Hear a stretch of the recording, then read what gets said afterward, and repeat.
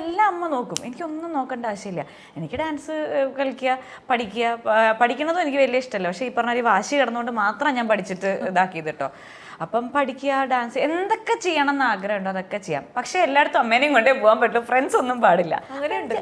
അതൊക്കെ ഉണ്ടായിരുന്നു. ഫ്രണ്ട്സ് പാടില്ല, എന്താ പറയുക, ഫോൺ യൂസ് ചെയ്യാൻ പാടില്ല. പിന്നെ എനിക്ക് തോന്നുന്നു ഞാൻ എൻ്റെ 28-ാം വയസ്സിൽ, 29-ാം വയസ്സിൽ അല്ല, എനിക്ക് സ്വന്തമായിട്ട് ഫോൺ വന്നത് എൻ്റെ 29-ാം വയസ്സിലാണ്. അതുവരെ എൻ്റെ ഫോൺ അമ്മയായിരുന്നു യൂസ് ചെയ്തോണ്ടിരുന്നത്.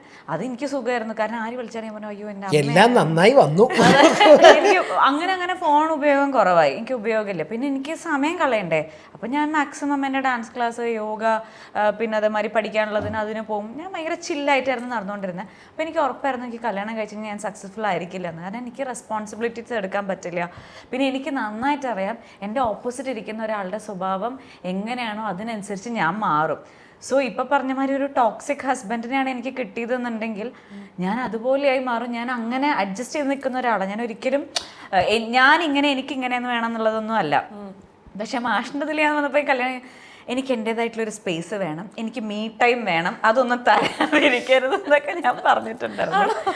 അതൊക്കെ ഓരോരുത്തർ പറഞ്ഞു തന്നിട്ട് നീ മീ ടൈം ഒക്കെ ചോദിക്കണം കേട്ടോ. ഞാൻ പറഞ്ഞു മീ ടൈം ചോദിക്കണല്ലേ, ഓക്കെ ചോദിക്കാം. അപ്പം എനിക്ക് സ്പേസ് വേണം, എനിക്ക് ചിന്തിക്കാനും എൻ്റെ കാര്യങ്ങൾ ചെയ്യാനും എനിക്ക് സ്പേസ് വേണം എന്നൊക്കെ പറഞ്ഞ് അങ്ങനെയൊക്കെ ഉണ്ടായിരുന്നു എനിക്ക്.